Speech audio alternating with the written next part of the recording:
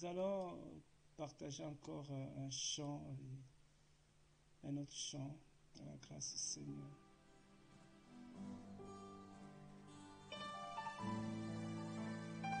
Alléluia. Nous allons célébrer le nom de celui que notre cœur aime. Alléluia. Nous allons célébrer le Mashiach, le ressuscité du troisième jour. Alléluia. Celui qui nous a rachetés à la croix. Celui qui est mort pour nous.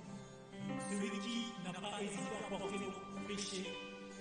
Celui qui nous a rachetés à la croix. Alléluia. Chantons ensemble.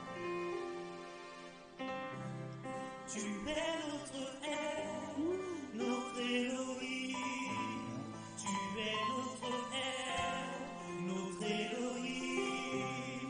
Tu es notre aide, notre Elohim. Tu es notre aide. Tu es notre aide, notre Elohim. Tu es notre aide, notre Elohim. Tu es notre aide, notre Elohim. Tu es notre aide, notre Elohim. Tu es notre aide,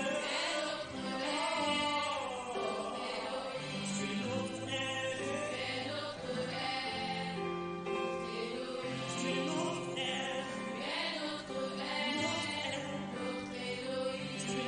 aide, tu es notre aide, oh oui, tu es notre aide, tu es notre aide, tu nous as rachetés, nous encouragés, Père. Quand je marche dans l'ombre de la vallée de la mort, je ne crains aucun mal, car je sais que tu es là. Quand je suis affligé, tu me consoles.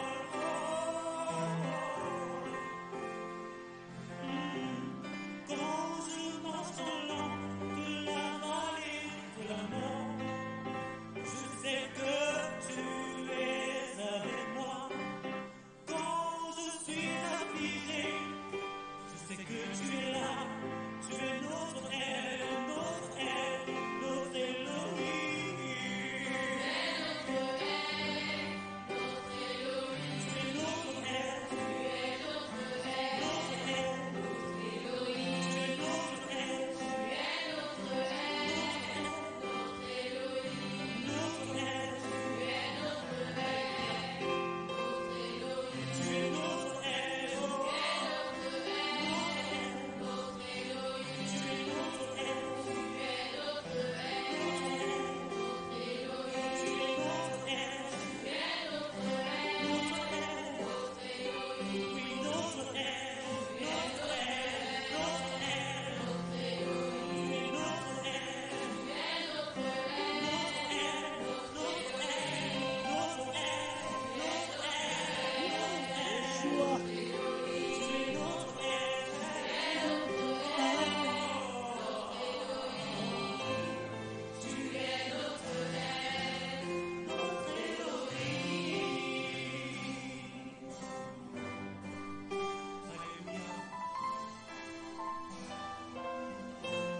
Waouh, Seigneur. Alléluia. On attend seulement de vivre l'éternité avec lui. On attend que ça. Alléluia. Vraiment, on attend de vivre l'éternité avec notre Seigneur. Ça sera beau. Ça sera beau, ça sera beau, ça sera beau. Yeshua, ouais, Yeshua, je t'aime, papa. Alléluia. Nous l'aimons tellement, notre Seigneur. Voilà des cantiques comme ça que le Seigneur donne à ses enfants pour le louer. Et j'aime ce cantique parce que je vois bien dedans l'esprit du royaume. Je soutiens beaucoup l'esprit du royaume. Toi, un cantique que le Seigneur a donné aux bien-aimés qui sont à Rennes. et travaillé par les bien-aimés qui sont au Sénégal. Et ça nous bénit. Gloire au Seigneur. Que le Seigneur soit loué. Que notre roi, il est assis sur le trône. Il est assis sur le trône, notre Seigneur. Il est le roi du roi. Et toutes les couronnes des 24 veillards, les 4 êtres vivants, tout le roi se prosterne devant lui. Tous se prosternent devant lui. Il est le Tout-Puissant. C'est lui que nous adorons. Il est saint. Alléluia. Seigneur, merci.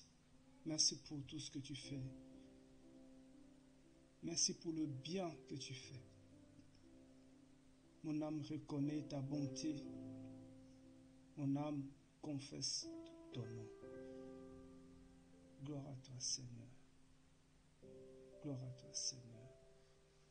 Donc, vous voyez, bien-aimés, comment que le Seigneur nous aide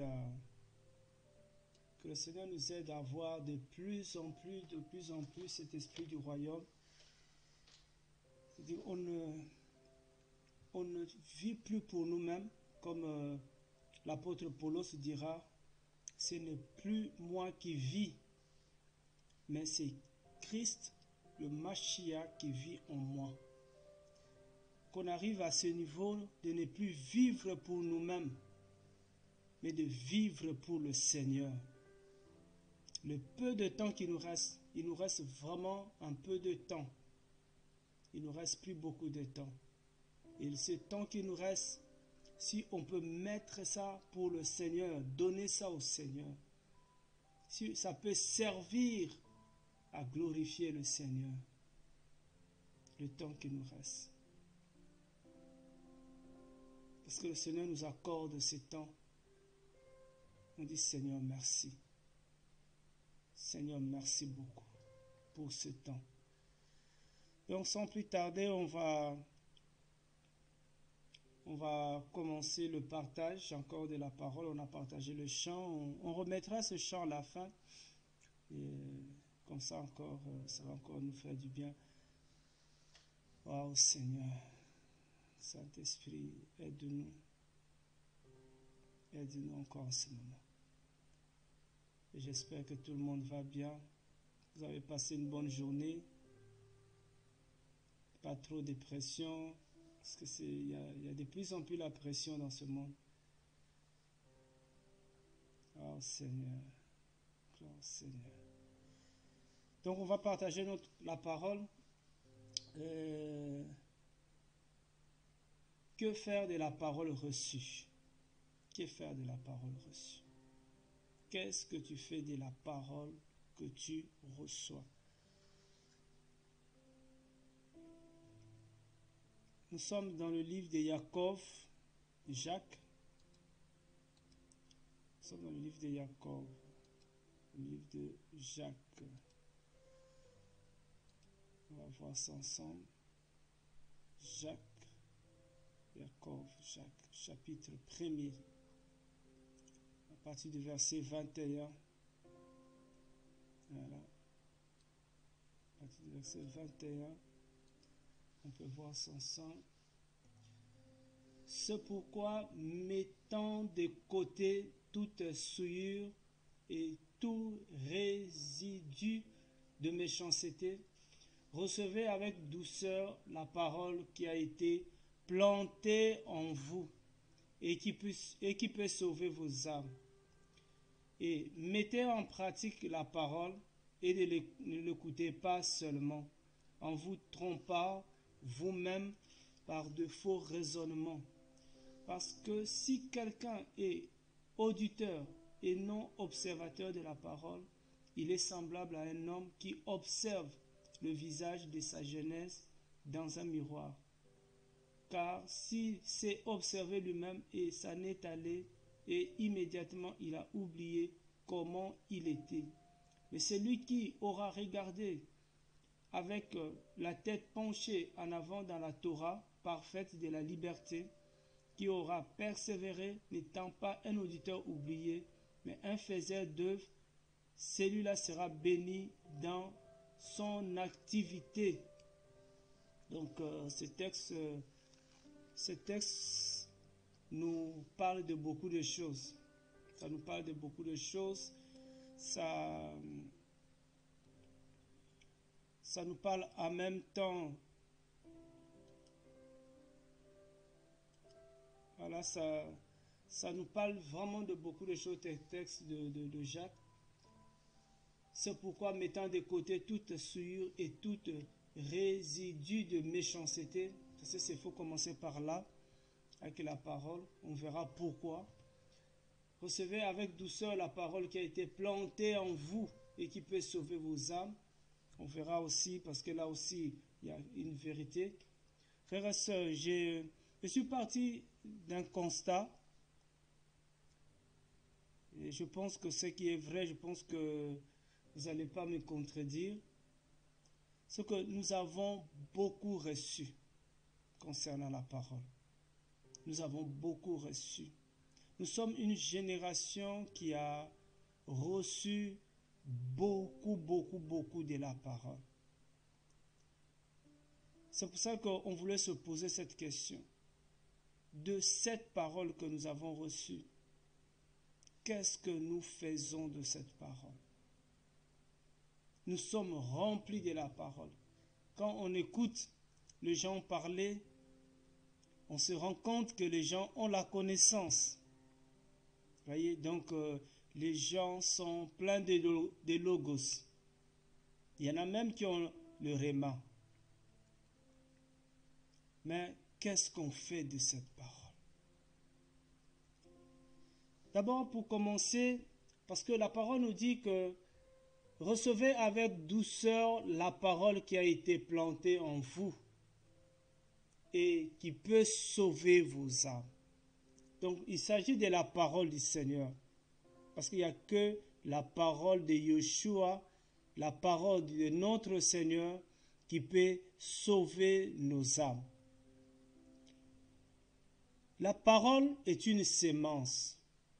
La parole est une sémence du Saint-Esprit. Comme le Saint-Esprit avait mis sa sémence dans le ventre de Myriam, c'est aussi la parole. De la parole, c'est une sémence qui produit plusieurs sortes de fruits. La parole du Seigneur. C'est une sémence qui produit plusieurs sortes de fruits. Et si le Seigneur le permet, ça te me rappeler aussi, pour qu'on puisse parler un peu sur le fruit de la parole du Seigneur, de Yeshua. Et si on écoute la parole du Seigneur, cette parole, elle produit du fruit en nous. Nous sommes dans Luc chapitre 8. Luc chapitre 8, le verset 8. Qu'est-ce que la Bible nous dit? On prend juste le verset 8. On dit, et une autre tomba dans la bonne terre, et ayant poussé, elle produit du fruit au centuple. En disant ces choses, il dit à grande voix que celui qui a des oreilles pour entendre, entende. Voyez? Donc, la parole reçue qui est une sémence, quand on la reçoit dans notre cœur, elle produit du fruit, la parole du Seigneur. Elle produit beaucoup de fruits. On ne peut pas recevoir la parole du Seigneur et ne pas produire du fruit. On verra pourquoi aussi la parole reçue ne peut pas produire de fruits, ou ça ne produit pas de fruits. Mais le but, c'est que la parole du Seigneur est une sémence que le Saint-Esprit sème dans nos cœurs. Parce que dans le livre de Jean, qu'est-ce que la Bible dit? La Bible dit que le Saint-Esprit vous convaincra du péché, du jugement et de la justice. Donc le Saint-Esprit, à travers ses ses serviteurs, à travers le moyen qu'il utilise, il vient semer dans nos cœurs une sémence qui est la parole du Seigneur. Et une sémence, cette parole sémée, elle vient produire du fruit. On va dans Matthieu chapitre 3. Voyez, Matthieu chapitre 3, le verset 7. Matthieu chapitre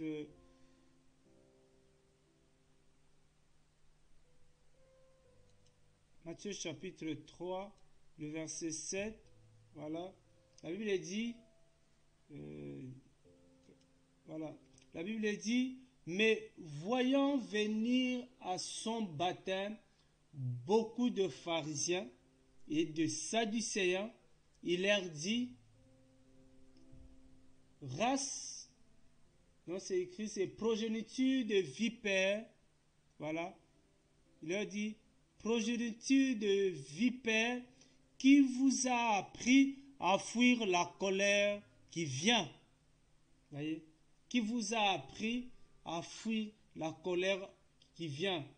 Produisez donc de fruits convenables à la repentance.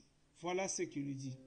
Vous voyez, quand on reçoit la parole du Seigneur, cette parole produit du fruit. Elle doit produire des fruits, la parole qu'on reçoit. Voyez? Et parmi les fruits, parce que ce n'est pas vraiment notre partage d'aujourd'hui, parmi les fruits que la sémence ou la parole du Seigneur produit, il y en a une qu'on peut voir ici dans Jean chapitre 17, le verset 17, bien sûr. Voilà. La Bible dit, sanctifie-les par ta vérité, ta parole est la vérité.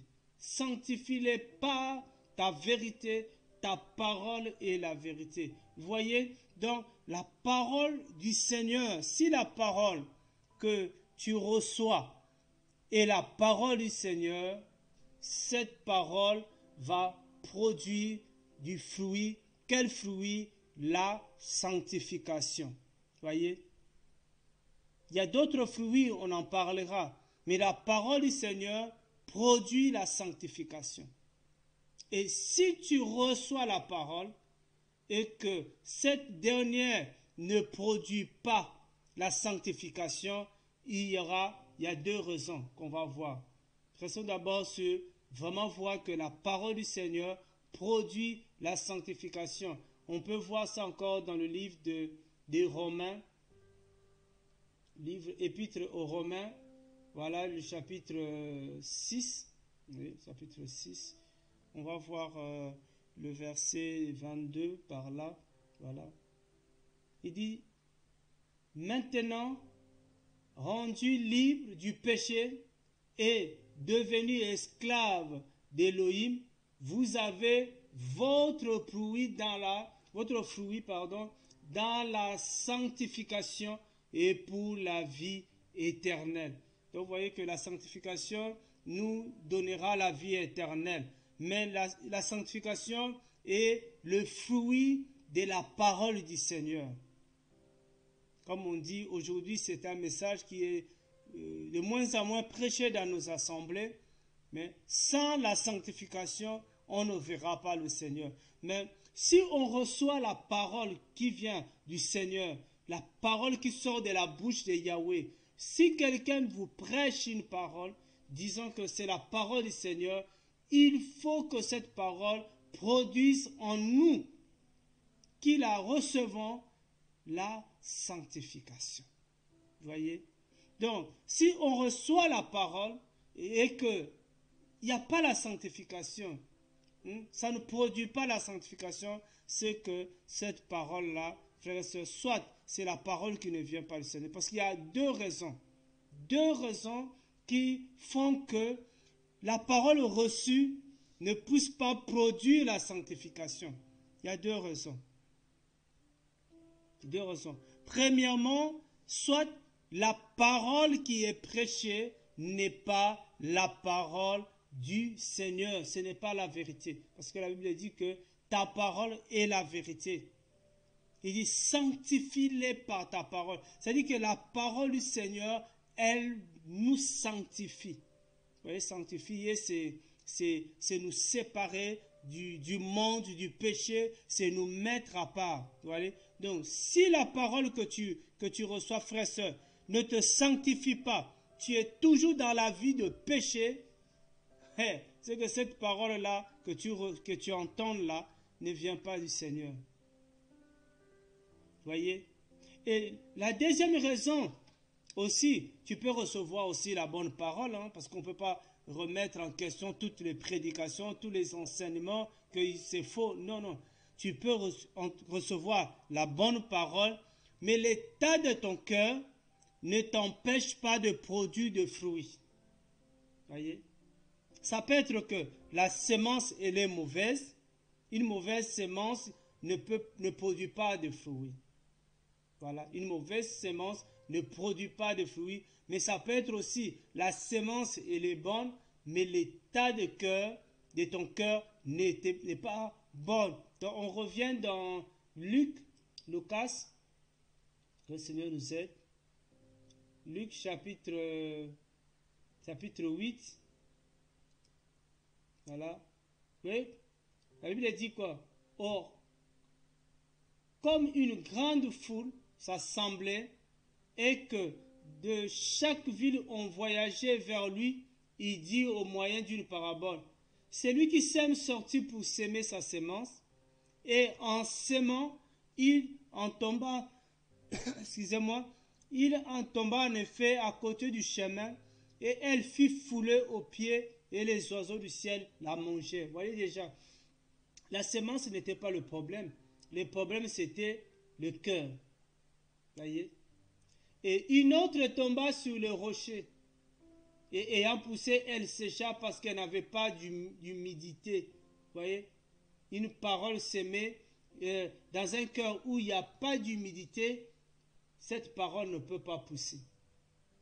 Une parole sémée, mais un cœur qui ne la reçoit pas. Parce qu'il y a des cœurs qui rejettent la parole.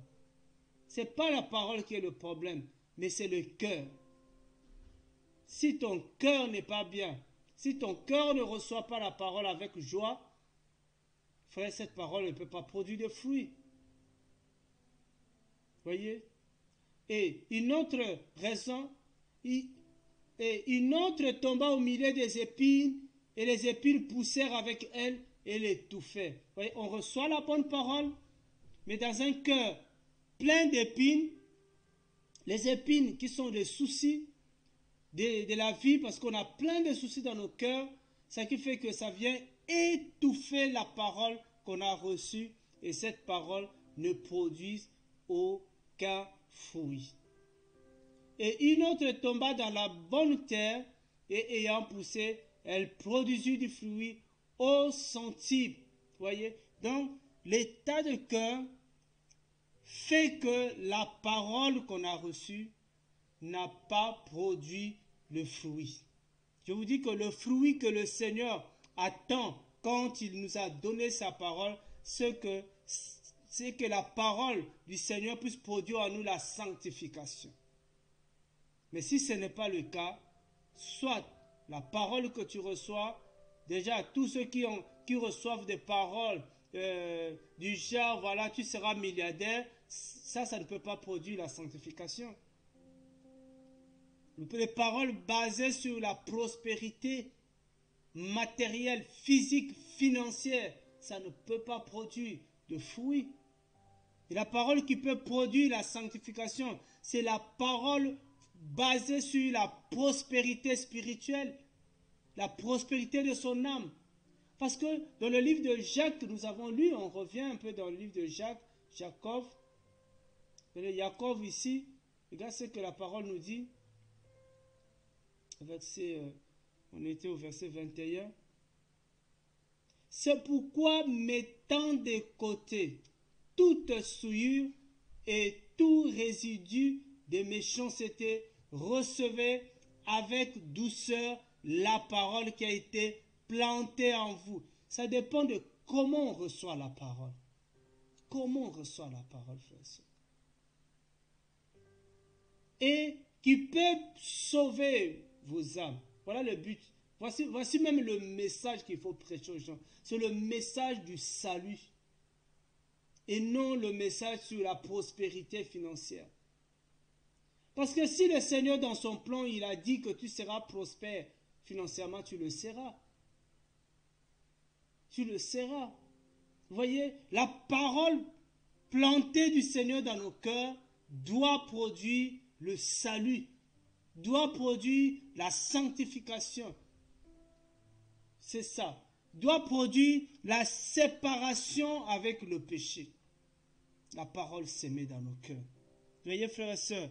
Maintenant, il y a tellement de choses toujours à dire avec la parole. Maintenant, nous qui avons reçu la parole, qu'est-ce que nous faisons de cette parole? Que faire de la parole reçue? Une fois que tu as reçu la parole du Seigneur dans ton cœur, comment tu l'as reçue? Si tu l'as reçue avec joie, tu dis, oh, la parole, c'était bon aujourd'hui, nous avons mangé une bonne nourriture.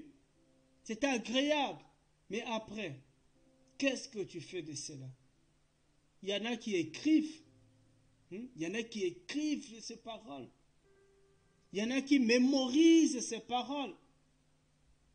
Mais après, frère, si on s'arrête à écrire et à mémoriser, on ne sera pas sauvé. Voyez? Il dit, mettez en pratique la parole et ne l'écoutez pas seulement en vous trompant vous-même par de faux raisonnements. Voyez?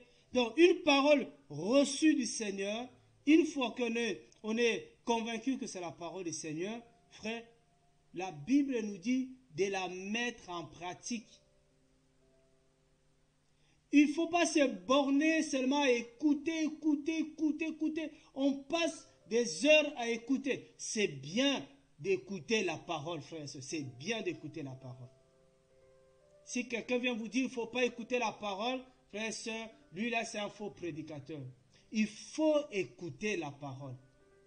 Mais se borner à écouter sa parole et ne pas la mettre en pratique, mais on ne fait absolument rien. Le Seigneur n'a pas envoyé sa parole pour qu'on l'écoute seulement. Mais le Seigneur a envoyé sa parole, c'est pour qu'on la mette en pratique. Ne l'écoutez pas seulement. Mais il faut la mettre en pratique. Voyez? Parce que si quelqu'un est auditeur, qu'on appelle les auditeurs oubliés, quelqu'un qui passe son temps à écouter toutes les prédications, il connaît par cœur. Tous les livres de la Bible, il connaît par cœur. Mais c'est un auditeur oublié. Ce n'est pas un observateur de la parole. Ce que le Seigneur veut, frères et sœurs, c'est que nous soyons des observateurs de la parole. Soyons des observateurs de la parole. Des gens qui observent la parole, frères et sœurs. C'est ça la volonté du Seigneur. Le Seigneur a envoyé sa parole pour que tu l'observes, pour que je l'observe. C'est-à-dire que je la mette en pratique. C'est ça que le Seigneur veut. Voyez? Que faire de la parole reçue? Il faut la mettre en pratique. Regardons dans Actes des Apôtres. Regardez ce qui se passe, Actes des Apôtres, chapitre 17. Et même attitude qu'il y avait aussi certains chrétiens, certains juifs, c'était des juifs. Voyez ce que la Bible dit. Or, ceux-ci avaient l'esprit bien noble que ceux de Thessalonique. Ils reçurent la parole avec tout empressement. Voyez, il y a des gens comme ça, frère, mais ils aiment la parole, ils aiment écouter la parole, ils reçoivent la parole avec tout empressement, mais les Juifs de Thessalonique étaient aussi comme ça. Quand ils recevaient la parole, ils recevaient aussi avec empressement. Mais le Juif de Bérée était différent Parce que eux, quand ils recevaient la parole, ils examinaient tous les jours les Écritures pour voir s'il en était bien ainsi. Voyez? Donc la parole reçue, frères et sœurs, premièrement, nous devons la mettre en pratique. Mais avant même de la mettre en pratique, nous devons l'examiner. Il faut examiner la parole que tu as reçue, la parole que tu écoutes. La Bible dit que dans le dernier temps, viendront beaucoup de faux prophètes, de faux enseignants, de faux Christ, de faux apôtres dans le dernier temps. Donc, avant de mettre en pratique la parole, je t'exhorte, je te conseille d'examiner la parole reçue, de l'examiner, de vérifier. Ah oui, frères et sœurs, de juger la parole que tu as reçue. Le Seigneur nous dit dans le livre de 1 Jean chapitre 4, le verset 1er, n'ajoutez pas foi à tout esprit. On peut lire ça ensemble.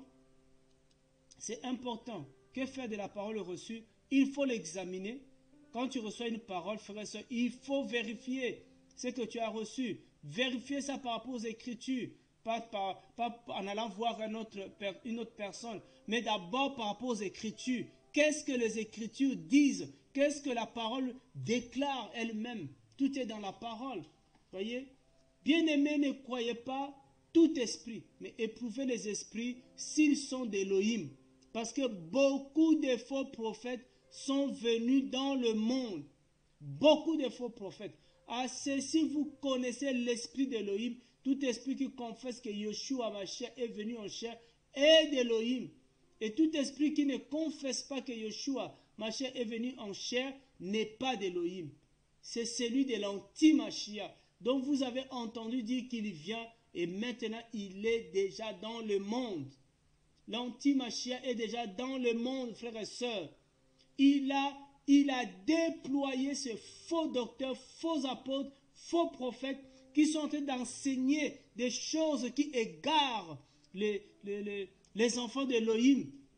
Les faux enseignements sont donnés sur Internet, sont donnés dans les assemblées, sont donnés partout. Le Seigneur veut que nous puissions éprouver, examiner, vérifier les Écritures comme les Juifs de Bérée. Ils examinaient les Écritures tous les jours, frère. Tout ce que tu reçois, avant de la manger, comme on dit, de la consommer. L'erreur que Ève avait fait, Ève n'avait pas vérifié l'enseignement qu'elle était en train de recevoir du serpent. Voyez? Elle n'avait pas vérifié, elle a mangé. Il faut vérifier ce que tu manges. Il faut vérifier ce que tu consommes. Donc, la parole reçue, nous devons d'abord l'examiner. L'examiner avant même de la mettre en pratique. Ne soyons pas pressés de mettre en pratique la parole si nous ne l'avons pas examinée. C'est très important. Très important, frères et sœurs. Voyez, c'est très important vraiment. Il faut toujours vérifier la parole avant de la mettre en pratique.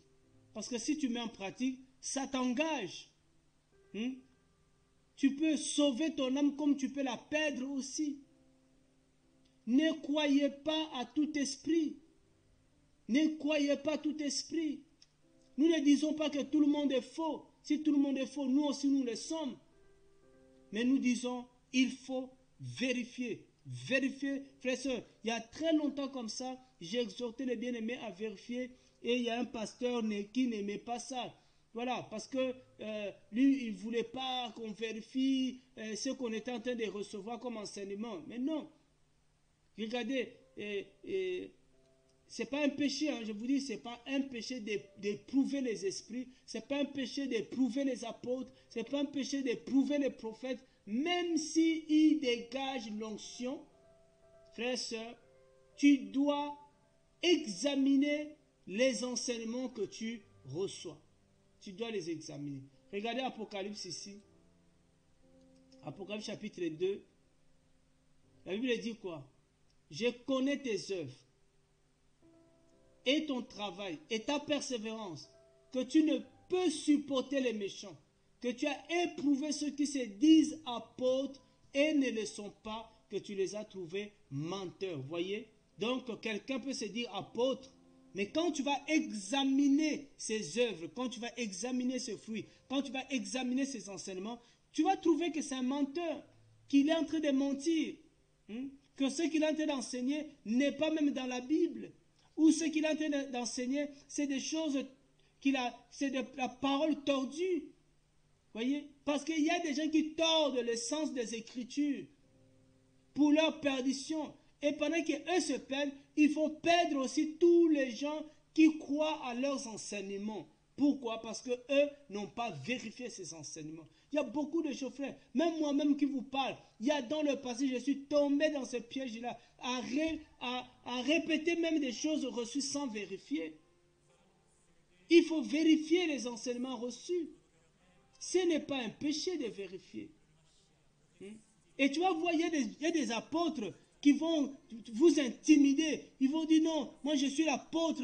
Voilà, il faut faire ce que je vous dis. Non, frère, nous ne sommes pas là pour dire aux gens de faire ou de ne pas faire ce que nous sommes en train de prêcher. Parce qu'il y a le ministère, c'est quoi? C'est le ministère du Saint-Esprit. Le Saint-Esprit qui a le ministère de la conviction. C'est celui qui va convaincre les gens de l'enseignement que nous donnons. Si l'enseignement que nous donnons est la parole qui sort de la bouche de Yahweh, le Saint-Esprit a le rôle, l'Esprit du Seigneur a le rôle d'aller convaincre les gens qui ont reçu cet enseignement. C'est son travail.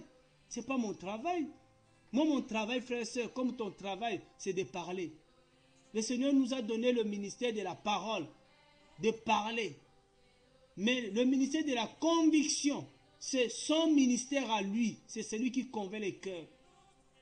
Vous savez, c'est juste un témoignage comme ça. J'avais assisté à une assemblée. C'est-à-dire que un jour, quelqu'un faisait ce que les gens appellent, ils appellent ça, comment on appelle ça, l'appel au salut. Et pendant soi-disant cet appel au salut, il y avait une femme qui suppliait son mari, viens donner ta vie, viens. C'est-à-dire que la femme suppliait tellement son mari, mais le mari n'avait même pas envie de se lever, même pas. Mais par honte, il s'est seulement levé pour passer devant. Pour que, voilà, aller faire la déclaration, Seigneur Jésus, je te donne mon cœur, je te donne mon... En réalité, il n'avait même pas envie. Sa femme l'a poussé à faire comme ça, frère. C'est pas ça. C'est pas ça notre travail. Notre travail, c'est de parler. Et le travail du Saint-Esprit, c'est de convaincre les gens qui vont écouter la parole. C'est pour ça que nous, on va tout faire pour que les gens écoutent la parole. Maintenant, après, le Saint-Esprit va tout faire pour que les gens soient convaincus de cette parole. Regardez cet exemple dont je suis en train de parler. Regardez dans les actes des apôtres, c'est ce qui s'est passé, frère et soeur. Ne te prends pas la tête. Tu vas voir, parce que quand on parle de la parole reçue, on doit examiner la parole reçue. Mais la parole reçue, on doit aussi la partager. Frère, c'est ça notre ministère. On reçoit la parole, on l'examine, on la met en pratique pour nous-mêmes. Et on la partage aussi. C'est ça notre travail, frère et soeur. C'est aussi de partager la parole reçue, pas de la garder. On n'est pas là pour garder la parole. Frère, nous ne sommes plus au temps de Daniel. Vous allez voir la différence qu'il y avait entre Daniel et Jean-Baptiste. Vous allez voir la différence. Quand vous lisez Daniel, vous allez voir que quand le Seigneur a donné le message à Daniel, avant de lire, parce que comme ça me vient là, avant de venir voir vraiment que c'est le Saint-Esprit qui convainc. Parce que quand Pétros a parlé, quand Pierre a parlé, frères et sœurs, quand il a parlé, qu'est-ce que la Bible nous dit? Que les gens étaient... Voilà, qu'est-ce qu'on nous dit? Lui, on revient au verset 36 ici. Que toute la maison d'Israël sache donc avec certitude qu'Élohim l'a fait et Seigneur et Mashiach, c'est Yeshua que vous avez crucifié. Vous voyez, ici, l'apôtre Pétros va parler. Il va parler. Mais ce n'est pas parce qu'il a parlé, lui il a seulement parlé. Et qu'est-ce qu'il fait? Le Saint-Esprit, ici on dit, ayant entendu ces choses, voyez, ayant entendu ces choses, il eut le cœur transpercé. Vous voyez, ça c'est parce que le Saint-Esprit était là, le Saint-Esprit est passé en action. Mais avant que le Saint-Esprit passe en action, il fallait que l'apôtre Pétros parle. Vous voyez? Donc la parole reçue, quand tu reçois la parole, même quand tu es en train de méditer, frère, tu médites la parole. Quand tu reçois la parole, oui, tu peux recevoir la parole par un ministère, mais quand tu reçois la parole, tu l'examines. Quand tu examines cette parole, frère et soeur, tu vas la mettre en pratique, parce que c'est d'abord pour toi que le Seigneur donne la parole. Et après, il faut partager la parole du Seigneur, il ne faut pas la garder. Je vais vous montrer vraiment la différence entre Jean-Baptiste et Jean, l'apôtre Jean, Johanna dans l'huile de Patmos et Daniel. Vous allez voir la différence. Donc, il va partager la parole et le Saint-Esprit va toucher leur cœur. C'est le Saint-Esprit qui va toucher leur cœur. Et c'est ça notre travail. Notre travail, c'est de parler. On voit ça encore dans... Donc, il y a ces trois choses à faire avec la parole. Examiner la parole reçue, mettre en pratique la parole reçue et partager la parole reçue. Dans 1 Corinthiens chapitre 3, regardez 1 Corinthiens chapitre 3, voilà le verset 5. Qui donc est Paulos? Qui est Apollos? Mais l'un ou l'autre des serviteurs par le moyen desquels vous avez cru, selon que le Seigneur l'a donné à chacun. J'ai planté, Apollos a arrosé, mais c'est Elohim qui a fait croître. Vous voyez, Elohim, le Saint-Esprit, qui fait croître. Vous voyez, chacun dans son rôle, chacun dans son ministère. Le Saint-Esprit est dans son ministère, nous sommes dans notre ministère, et le Seigneur nous a donné le ministère de la parole. C'est de parler. Quand on reçoit une vérité, nous libérons cette vérité et le Saint-Esprit, il sait à qui il s'adresse.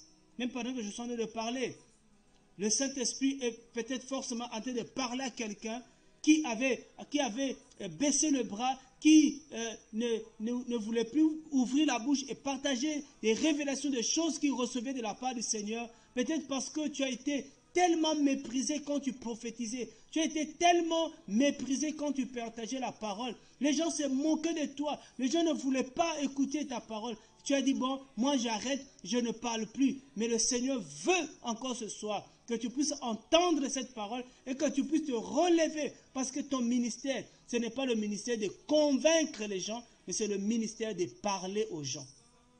Notez cette différence. Ton ministère, c'est le ministère de parler aux gens et non de convaincre les gens. Celui qui a le ministère de convaincre les gens, c'est le Saint-Esprit. C'est le Saint-Esprit. Oh, moi je parle, les gens ne veulent pas écouter, frère. Continue à parler et à s'aimer la parole. Alléluia. Le Saint-Esprit, soit il enverra Apollos pour venir arroser là où tu as sémé. Mais continue à s'aimer. Continue à s'aimer la parole, bien-aimé. C'est très important. Si tu as été découragé, reprends-toi, relève-toi, ne baisse pas le bras, ne baisse pas la tête. Alléluia. Gloire au Seigneur. Donc je vous disais que nous ne sommes plus, frères et sœurs, au temps de Daniel, pour cacher la parole, pour dire que voilà, moi j'essaie de sauver ma vie. Non, non, non, c'est pas ça. Regardez Daniel chapitre... On va aller trouver Daniel. Voilà, Daniel est là. Je vis Daniel là. Voilà, Daniel chapitre 12. Regardez Daniel. Qu'est-ce que le Seigneur lui dit? Regardez Daniel. Voyez? Regarde ce que le Seigneur dit à Daniel. Il dit, mais toi, Daniel, tiens secrète ces paroles.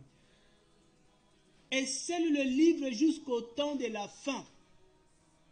Beaucoup courant ça et là, et la connaissance augmentera. Vous voyez, Daniel, au temps de Daniel, le Seigneur va lui donner la parole, et le Seigneur va lui dire de sceller le livre, de garder secret, parce que c'est la parole qui concernait le temps de la fin. Vous voyez ce que Daniel avait reçu, ça nous concerne, nous, ça nous concerne, nous, frères et sœurs. Daniel a reçu un message concernant le temps de la fin. Ce n'était pas un message à donner aux gens du temps de Daniel.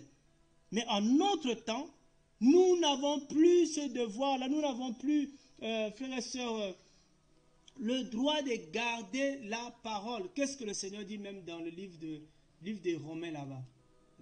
Qu'est-ce que le Seigneur dit là-bas? Regardez vous-même. Non, ce n'est plus le temps de garder la parole.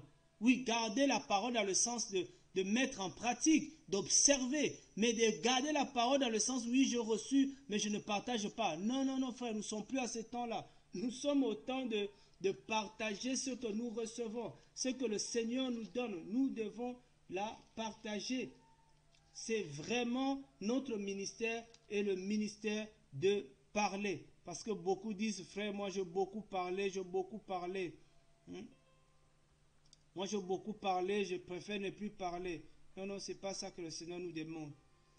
Regardez, nous sommes dans Romains chapitre 1er. Romains chapitre 1er, qu'est-ce que le Seigneur nous dit? Il nous dit, le verset 18, c'est un verset, quand tu lis ça, toi-même tu vois, il dit, car la colère de l'Élohim se révèle du ciel contre toute impiété, toute injustice des hommes, qui retiennent la vérité dans l'injustice, qui retiennent la vérité aussi captive, les gens qui veulent garder la vérité pour eux-mêmes. Souvent nous les avons traités des égoïstes, voyez. Et les gens des fois disent, ah frère, tu parles beaucoup. C'est pas grave, frère. Aujourd'hui, ils te traitent de quelqu'un qui parle beaucoup. Mais demain, frère, ils vont te chercher, tu ne seras plus là. Tu ne seras plus là quand ils vont commencer à te chercher. Voyez?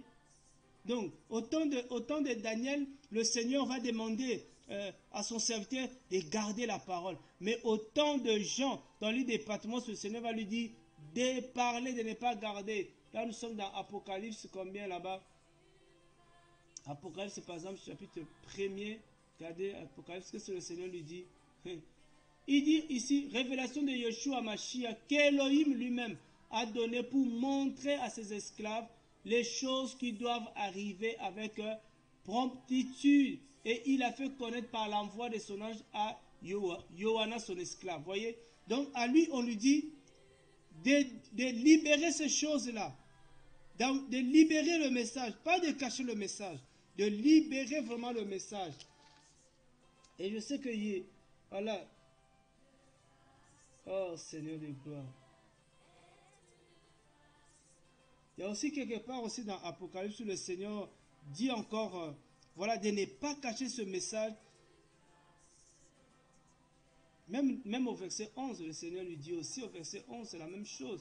Nous ne sommes plus au temps où on doit garder, cacher la vérité, disant, moi je suis la Lef et le Tav, le premier et le dernier, écris dans un livre ce que tu vois et envoie-les aux 7 assemblées qui sont en Asie, à Éphèse, à Smyrne, à Pergame, à Thyatire, à Sardes, à Philadelphie et à Laodicée. Vous voyez, les églises là, ça représente aussi, les églises là, ça représente aussi les types de personnes qu'on peut rencontrer. Il y a des gens qu'on peut carrément qualifier des Éphèses, des Smyrne, des Pergame, des Thyatire, des Sardes, des Philadelphie. Donc le Seigneur nous donne le message pour aller donner à ces gens. Le message qu'on reçoit de la part du Seigneur, c'est pour libérer. Ce n'est pas pour garder. Ce n'est pas pour nous seulement. Ce n'est pas pour nous seulement. C'est vrai qu'il y a des endroits où le Seigneur nous envoie, c'est vraiment des endroits qu'on appelle des risques, où il y a des risques de mort, des risques de persécution. Mais si c'est le Maître qui nous envoie, on n'a pas le choix. On doit aller libérer le message. Voyez? Donc, le message qu'on reçoit, la parole reçue, doit être examinée. Une fois examinée, on doit la mettre en pratique et la partager. On peut voir ça encore dans Esdras, Ezra. C'est plus, voilà, Esdras. Voilà, chapitre 7. Chapitre 7, regardez ce que la Bible dit. Ce n'est plus le temps. Toi qui as reçu la parole du Seigneur, tu as reçu la parole du Seigneur, ne garde pas la parole du Seigneur. Non, non, non, ne garde pas. Il y aura des intimidations. Il y aura des gens qui vont se moquer de toi. Il y aura des gens qui vont dire tu en fais trop. Il y a des gens qui disent tu fais du bruit. Oh frère et soeur, mais tu sais que tu es en train d'accomplir un devoir que le Seigneur, le Maître, t'a demandé. Regardez ce qu'il dit. Car Ezra avait préparé son cœur à consulter la Torah de Yahweh, il méditait la parole. Et quand il méditait la parole, ce n'était pas pour remplir son cerveau. Ce n'était pas seulement pour avoir la connaissance de la Torah. C'est bien d'avoir la connaissance de la Torah. C'est bien de connaître la Torah. C'est bien de connaître la loi. C'est bien d'avoir cette connaissance de la Torah, du Logos. Voilà. Mais quand il méditait la parole, qu'est-ce qu'il faisait après avoir médité la parole? À l'observer. Il l'observait, il pratiquait, il gardait la parole, il obéissait à la parole reçue. Quand tu reçois la parole, frères et sœurs, il faut obéir à la parole. Parce qu'il y a des gens, frères et sœurs, qui ne reçoivent pas la parole. Là, nous parlons de recevoir la parole. Beaucoup de gens, je connais les gens, quand ils lisent, ils disent, frère, je ne vois rien, je ne comprends rien. Je ne reçois rien, frère. Mais toi, tu as la grâce de recevoir la parole. On reçoit la parole. Le Seigneur nous éclaire de plus en plus.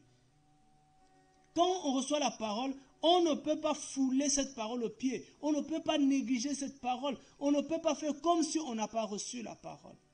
C'est pour ça que la Bible dit dans le livre surtout nous qui avons reçu, parce que je parle à ceux qui ont reçu. Je parle dans le livre des Romains chapitre 2. La Bible dit que ceux qui n'ont pas la loi seront jugés sans la loi. Mais ceux qui ont la loi seront jugés par la loi ou selon la loi. Vous voyez, la parole reçue doit être examinée. Une fois examinée, il faut l'observer. Ça dit que quand tu l'as examiné, tu es toi-même convaincu que ça c'est la vérité. Ça c'est la vérité. Parce que des fois, tu peux recevoir une parole, tu l'examines, tu dis non, non, non, non, ça c'est pas la vérité.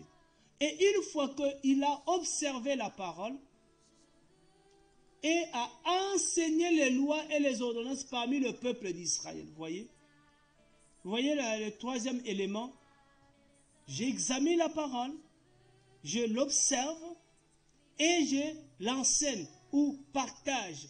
Frères et sœurs, c'est un conseil que je vais donner aux amoureux de la parole du Seigneur, les gens qui aiment la vérité. Les gens qui aiment la vérité. Ne partage pas la parole que tu n'as pas toi-même observée. Ne cherche pas ne médite pas la parole pour les autres. Déjà ça c'est un.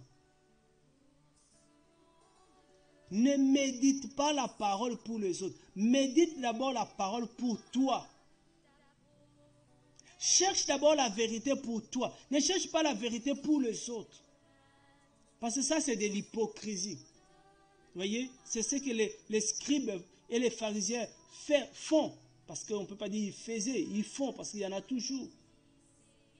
Ils vont méditer la parole pour les autres. Parce qu'on lui a dit, frère, demain tu vas partager la parole. Parce qu'on lui a dit, demain, il va aller méditer la parole. Il dit, qu'est-ce que je vais leur dire? Qu'est-ce que tu vas leur dire? Tu vas leur dire ce que toi tu as reçu. C'est que toi-même tu as mangé. Ne partage pas la parole seulement, ne médite pas la parole pour les autres. Il faut partager aux autres ce que toi tu as reçu. Ah frère, je méditais la parole. Voilà, cette parole m'a fait du bien. Voilà, cette parole m'a édifié. Et parce que ça m'a édifié et que je vous aime, je viens partager avec vous. Voilà, c'est tout simple. Hein? L'enseignement, c'est simple. Des fois même, tu n'as même pas besoin de nous partager ce que tu as reçu, mais tellement toi-même tu vis cette parole parce que tu la vis et que cette vie-là est devenue un enseignement pour les autres. J'ai toujours donné l'exemple, vous allez m'excuser, j'ai toujours donné cet exemple, même s'il y en a qui ne m'ont toujours pas compris, mais j'ai toujours donné cet exemple, même si ce n'est pas un bon exemple comme je peux dire, mais c'est un exemple, ça reste un exemple. Donc, cet exemple-là, dans Genèse chapitre 3, regardez, comprenez ça vraiment dans le cadre de l'enseignement que nous sommes en train de donner. La femme vit que l'arbre était bon pour la nourriture, qu'il était appétissant pour les yeux et que l'arbre était désirable pour prospérer. Ça, c'est selon elle. Mais elle n'avait pas bien examiné cet arbre, le fruit qu'elle était en train de manger. C'était le fruit que le Seigneur leur avait interdit. Elle prit de son fruit et en mangeant, et elle en donnant aussi à son homme qui était auprès d'elle, et il en mangeant. Voyez, ce qui m'intéresse ici, c'est la manière que la femme s'est comportée. Voyez, quand elle a mangé le fruit, Elle a vu que ce fruit-là, soi-disant, était appétissant. Ce fruit a ouvert ses yeux. Il n'arrive pas que quand tu médites la parole ou quand tu reçois la parole, tu dis waouh, cette parole m'a fait du bien, cette parole a ouvert mes yeux, j'étais aveugle, je ne le savais pas, et cette parole a ouvert mes yeux, cette parole m'a libéré, j'étais esclave des hommes, j'étais esclave des pasteurs, voilà, mais depuis que j'ai reçu cette parole, frères et sœurs, ça m'a libéré. Cette parole t'a fait du bien, ça a ouvert tes yeux. Mais parce que tes yeux sont ouverts, qu'est-ce que tu fais? Qu'est-ce qu'elle a fait? Elle a donné aussi à son homme. Elle a dit, comme c'est quelque chose qui est bien, bon, malgré que ce n'était pas bien, ça m'a fait du bien, ça peut-être va aussi te faire du bien. Vous voyez? Quand on reçoit un enseignement, frères et sœurs, un enseignement qui nous fait du bien, un enseignement qui nous sauve, un enseignement qui nous ouvre les yeux, un enseignement qui nous libère, un enseignement qui nous fait prospérer spirituellement, mais il faut partager aussi avec celui qui est à côté de toi. Ah, j'étais en train de méditer la parole. Frère, regarde, peut-être sur ton mari, tes enfants. Regarde ce que j'ai vu dans la parole. Regarde ce que j'ai vu dans la Bible. Oh Seigneur de gloire. Regarde ce que j'ai vu dans la Bible. Je viens de voir dans la Bible que Yeshua est notre Seigneur. Mais hier, on nous a dit qu'il était la deuxième personne de la Trinité. Mais je viens de voir que c'est lui Elohim. Mais ça, quand tes yeux s'ouvrent par rapport à la parole, frères et sœurs, la chose à faire, c'est quoi? C'est de partager cette parole. C'est ça, Ezra. Il appliquait, il avait tellement appliqué. Frère, la méditation demande aussi de l'implication et vraiment, il faut s'impliquer. Il faut se donner. Il faut prendre du temps. Mais beaucoup de nous, frères, beaucoup de chrétiens s'arrêtent à la méditation. Beaucoup de chrétiens s'arrêtent à l'écoute de la parole. Beaucoup de chrétiens ne passent pas ce qu'on appelle au niveau supérieur, au niveau de l'obéissance à la parole. On a reçu la parole, mais on n'obéit pas à la parole. Mais si on n'obéit pas à la parole, cette même parole encore, quand on la médite, quand on la reçoit, nous donne l'ordre d'aller aussi. Voyez? Jean-Baptiste, voyant plusieurs pharisiens venir à son baptême. Je te toujours dit que le baptême, ça peut être aussi à son enseignement. Beaucoup venaient à son enseignement. Et les gens, ils pensaient que le fait de venir, comme beaucoup, hein, frère, beaucoup, hier, on a pensé qu'il fallait aller à l'église, parce que quand je partais à l'église, voilà, j'étais protégé. On a compris que ce n'était même pas l'église, ça ne protégeait pas non plus, et que la protection n'était pas dans le bâtiment, et que la protection était en Yeshua. Les écailles tombent. Donc le Seigneur, le Seigneur nous fait du bien, parce que le Seigneur, de plus en plus, ouvre nos yeux. Parce qu'il a dit, l'Esprit du Seigneur est sur moi. Il m'a envoyé pour aller aussi ouvrir les yeux des aveugles. L'Esprit du Seigneur nous ouvre les yeux, frères et sœurs. Ça nous ouvre les yeux. C'est pour ça que quand le Seigneur nous fait du bien, quand la parole du Seigneur nous fait du bien, frères, nous n'hésitons pas à partager cette parole. Mais c'est comme je dis, même si on te demande de partager, ne partage pas, ne va pas faire les études pour dire, bon, je vais les enseigner quoi au juste. Tu vas nous chercher un thème là pour vraiment, comme on dit, nous terrasser. Mais à la fin du compte, il n'y a rien dedans, c'est vide. Pourquoi? Parce que toi-même, tu ne la vis pas. Toi-même, tu n'es pas capable d'obéir à cette parole. Vous voyez, frères et sœurs, de la parole du Seigneur, c'est très bien quand on la médite, c'est très bien quand on obéit à la parole et aussi on prend le courage. Il faut le courage pour partager la parole. Il faut du courage. Il faut du courage. Regardez la femme samaritaine, qu'est-ce qu'elle a dit, la femme samaritaine? Oh, cette femme-là. Quand elle a rencontré le Seigneur, quand le Seigneur lui a fait du bien, cette femme est allée dire, voilà ce qu'elle a dit. Voilà cette femme. Elle a rencontré le Seigneur. Le Seigneur l'a bénie. Elle dit, venez voir un homme qui m'a dit, tout ce que je fais, ne serais-je pas le Mashiach? Venez voir. Elle a rencontré un homme qui a changé sa vie. Un homme qui a changé sa vie à une rencontre. Elle a dit, non, je ne peux pas garder cet homme-là pour moi-même. Je dois aller partager cette nouvelle, cet homme avec les miens. C'est pour ça que le Seigneur dit, vous serez mes témoins à Jérusalem, à Judée, à Samarie, jusqu'aux extrémités de la terre. Le Seigneur, il met... C'est quoi dans Jérémie? Qu'est-ce que le Seigneur a dit à Jérémie? Il lui a dit, je mettais mes paroles dans ta bouche. Regardez Ézéchiel. Oh Seigneur, frère, c'est vraiment un conseil que je nous donne. Ne médite pas la parole pour les autres. Médite d'abord la parole pour toi. Regarde comment le Seigneur opère. Voilà, qu'est-ce qu'il lui dit ici? Il me dit, fils d'humain, mange ce que tu trouveras. Mange ce rouleau et va parle à la maison d'Israël. Vous voyez comment le Seigneur dit, tu manges d'abord, toi d'abord tu manges le rouleau là. Toi-même d'abord mange la parole. Toi-même tu n'arrives pas à manger la parole, tu vas préparer un repas que toi-même tu ne vas pas manger et tu vas faire manger aux autres. L'apôtre Paul se dit, je crains qu'après avoir prêché aux autres, moi-même je sois disqualifié. Donc pour que tu ne sois pas toi-même disqualifié, commence d'abord toi-même à manger ce rouleau-là, à manger la parole du Seigneur. Et après avoir mangé la parole, tu vas aller à la maison d'Israël, tu vas parler à la maison d'Israël. J'ouvris ma bouche, il me fit manger ce rouleau. Il me dit, fils d'humain, nourris ton ventre, remplis tes entrailles de ce rouleau que je te donne. Je le mangeai. Il fit doux dans ma bouche comme du miel. Voyez, quand tu manges la parole et que tu sens que la parole elle est douce comme du miel, tu dis waouh, c'est tel. Parce que le miel c'est bon, frère. Vous ne pouvez pas me dire que le miel c'est pas bon. Le miel c'est bon, ça fait tellement du bien le miel. Non seulement que c'est bon quand tu manges, mais c'est bon aussi dans le corps. Parce que le miel aussi a des réactions dans le corps. Donc il dit, quand tu vois que c'est bon, qu'est-ce que tu vas faire? Tu vas aussi aller parler à la maison d'Israël, partager avec la maison d'Israël. Il me dit, fils de l'homme, lève-toi et va vers la maison d'Israël. Prononce-leur mes paroles.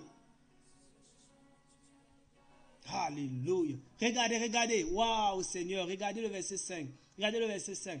Tu n'es pas envoyé vers un peuple au langage inconnu ou à la langue barbare. C'est vers la maison d'Israël. Waouh. Waouh. Waouh. Non, ce n'est pas vers beaucoup de peuples ayant un langage inconnu ou une langue barbare dont tu ne puisses comprendre les paroles. Si je t'envoyais vers eux, ils t'écouteraient. Voyez? Donc, des fois, nous-mêmes, des fois, on a des préjugés. Ah, si je pars là-bas, ils ne vont pas m'écouter, ça ne sert à rien. Non, le Seigneur, s'il t'envoie là-bas, il sait qu'ils vont t'écouter.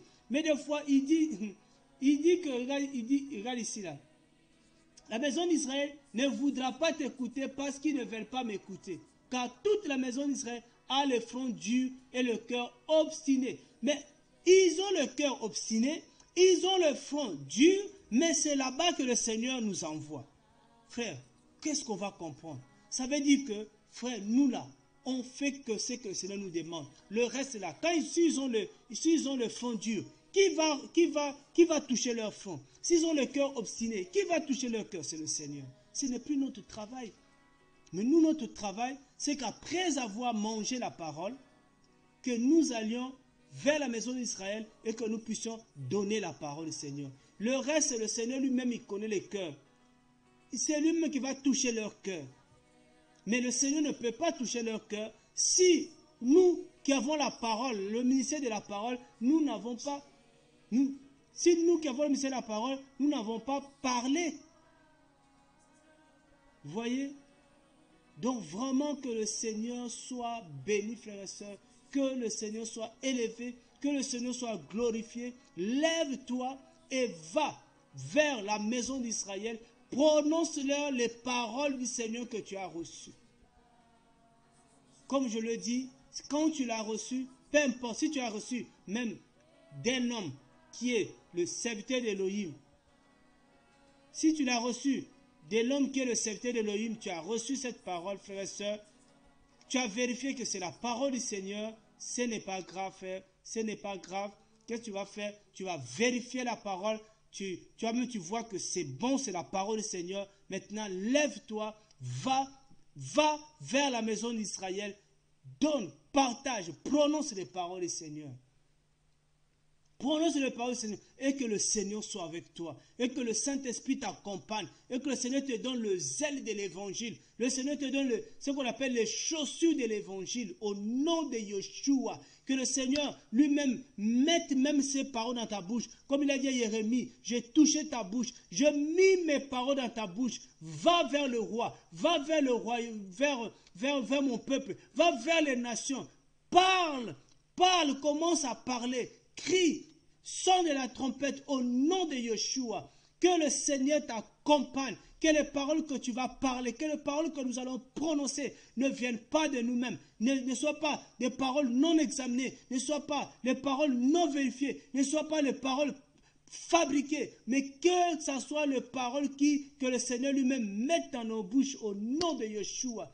Que le Seigneur nous donne la force. Que le Seigneur nous donne un langage. Parce qu'il dit, je t'envoie vers un peuple qui n'a pas un langage inconnu, qui n'a pas la langue barbare. C'est un peuple qui va comprendre le langage. Seigneur, envoie-moi vers un peuple qui a un langage, un peuple au langage inconnu, un peuple qui n'a pas la langue barbare, un peuple qui va comprendre mon langage, un peuple qui va comprendre mon langage, Seigneur. Envoie-moi vers ton peuple, Seigneur. Alléluia. Alléluia, Seigneur. Oh, Père de gloire. Alléluia. Oh, Seigneur. Seigneur, donne-moi la force de me lever. Donne-moi la force, Père, de me lever. Donne-moi la force de me lever. Parce que des fois, on est fatigué. Des fois, on est découragé. Des fois, on a peur. Mais Seigneur, donne-moi la force de me lever, Seigneur. Donne-moi la force de me lever et d'aller, Seigneur, là où tu m'envoies. Au nom de Yeshua. Seigneur, suscite encore des hommes qui sont capables de se lever, qui sont capables de prendre le courage, qui sont capables d'aller, Seigneur, et de parler à la maison d'Israël. Alléluia. Oh Seigneur. Seigneur, aide-nous. Alléluia. Oh Seigneur. Il dit ici, j'ai rendu ton front, alléluia. J'ai rendu ton front semblable à un diamant, plus dur que le roc. Ne le crains pas, ne t'effraie pas à cause de, quoi qu'il soit, une maison rebelle. Oh Seigneur, alléluia, alléluia, alléluia.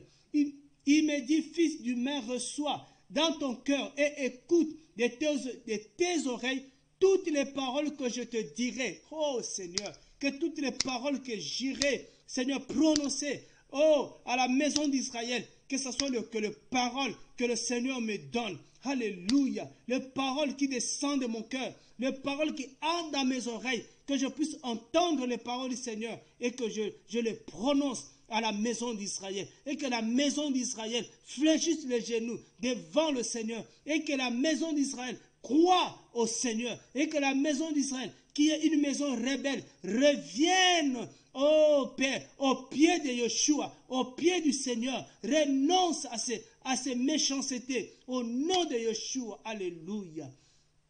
Oh Seigneur. Parce que je sais que Père, ce peuple dans ce temps de la fin a besoin de la parole véritable, a besoin de la vérité pour être sauvé. Seigneur, ô Père de gloire, Seigneur, dispose les cœurs. Seigneur, mets la soif de ta parole dans le cœur de ton peuple, Seigneur, et que ton peuple cherche ta parole, et que ton peuple cherche la vérité. Au nom de Yeshua. Ô Seigneur de gloire, alléluia. Alléluia. Oh, alléluia. Alléluia. Alléluia. Alléluia. Oh Seigneur, que ton esprit nous dirige, que ton esprit nous conduise, Seigneur. Nous conduise, Seigneur, au nom de Yeshua. Alléluia. Oh Père, nous bénissons encore ton nom, Papa. Nous bénissons ton nom, Seigneur. Nous bénissons ton nom parce que tu es grand et merveilleux. Tu es grand et merveilleux, Seigneur. Père, Donne-nous ces armes, cette arme de l'esprit, Seigneur, qui est ta parole, l'épée de l'esprit. Donne-nous, Seigneur, la force, Seigneur. Donne-nous la sagesse. Donne-nous, Seigneur, cette onction prophétique, Seigneur, pour aller prophétiser. Tu as dit, Seigneur, vos fils et vos filles prophétiseront dans ce dernier temps, Seigneur. Donne-nous cette onction prophétique, Seigneur, pour aller prononcer les paroles de Yahweh, les paroles d'Adonai, les paroles de notre Seigneur à ton peuple, Seigneur. Au nom de Yeshua, ô Père de gloire, au nom de Yeshua, Seigneur, je prie que dans ce temps de la fin, que tu puisses encore, Seigneur, susciter de plus en plus, Seigneur, des hommes et des femmes qui ont cette grâce prophétique, qui entendent les paroles qui viennent de toi, qui reçoivent les paroles du Seigneur et qui les prononcent, Papa, et qui les prononcent sans avoir peur, Seigneur, au nom de Yeshua, Seigneur. Alléluia. Seigneur, donne-nous, remplis-nous de cette onction. Remplis-nous, Seigneur Père. Remplis-nous, Seigneur. Remplis-nous, Seigneur. Remplis-nous, Seigneur, que nous soyons loin, Seigneur. Que nous soyons zélés, Papa. Au nom de Yeshua, Papa. Tu as dit, Seigneur, que l'esprit que nous avons reçu n'est pas l'esprit de timidité, mais l'esprit d'amour, l'esprit de force. Parce que nous aimons, Seigneur, notre peuple. Nous aimons notre peuple et nous voulons leur communiquer la vérité. Cette parole qui va sauver leur âme. Cette parole qui va sauver leur âme. Au nom de Yeshua, Seigneur. Alléluia. Oh Seigneur, Père de gloire. Alléluia. Oh Seigneur, nous refusons, Seigneur, l'équipement de Saül, Papa. Le Seigneur, tout ce que les hommes donnent, Seigneur, ce n'est pas ça qui va nous amener à la victoire. Oh Père de gloire, mais nous voulons, Seigneur, les armes que David avait, la pierre que David avait, Seigneur, au nom de Yeshua, Papa, sur le terrain de l'évangile, sur le terrain de l'évangélisation, Papa. Oh Père de gloire, que des Goliaths puissent tomber, que les murailles soient renversées, des liens soient rompus, Seigneur, les gens soient libérés, les malades soient guéris. Seigneur Père de gloire, alléluia. Oh Seigneur Papa, Seigneur, que le feu puisse sortir de nos bouches, Papa, que le feu de ta parole puisse sortir de nos bouches, Seigneur, que la parole qui va sortir de nos bouches, Seigneur, dans cette parole qui est la vie, dans cette parole qui est la vérité, dans cette parole qui est la justice. Oh Seigneur, une parole qui communique la paix, une parole qui communique la vie, une parole qui amène la lumière. La Bible dit, en elle il y avait la lumière, en elle il y a la lumière, en elle il y a la vie. Alléluia, alléluia, alléluia. Alléluia Seigneur, alléluia. Oh gloire à toi Seigneur, oh gloire à toi Seigneur, oh gloire à toi Seigneur. Alléluia. Seigneur, aide-nous, Papa. Alléluia. Oh Seigneur, que nous soyons armés, armés par le Saint-Esprit. Tu as dit, ce n'est pas vous qui m'avez choisi, c'est moi qui vous ai choisi. Je vous ai établi, je vous ai équipé. Seigneur, équipe encore tes serviteurs, équipe encore tes servantes. Oh Seigneur, parce que tu as dit, l'Esprit, tu l'as répandu sur, Seigneur, toute chair, sur tes serviteurs, sur tes servantes. Oh Père de gloire, alléluia. Alléluia. Oh Seigneur. Alléluia. Alléluia. Seigneur, donne-nous cette capacité d'examiner, de vérifier les Écritures. Donne-nous cette capacité, Seigneur. Donne-nous cette capacité, Seigneur. Adonai. Alléluia. Alléluia. Alléluia. Oh, gloire à toi, Seigneur. Oh, gloire à toi, Seigneur. Oh, gloire à toi, Seigneur, Père. Alléluia. Sois béni, Seigneur. Sois béni, Seigneur. Seigneur, mon cœur est là. Seigneur, dispose mon cœur devant la vérité.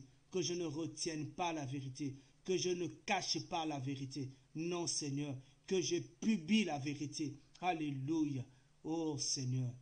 Alléluia, alléluia, alléluia. Alléluia. Oh, Père de gloire, alléluia. Oh, gloire à toi, Seigneur. Oh, gloire à toi, Seigneur. Alléluia. Merci, Père. Alléluia. Oh, alléluia, Seigneur.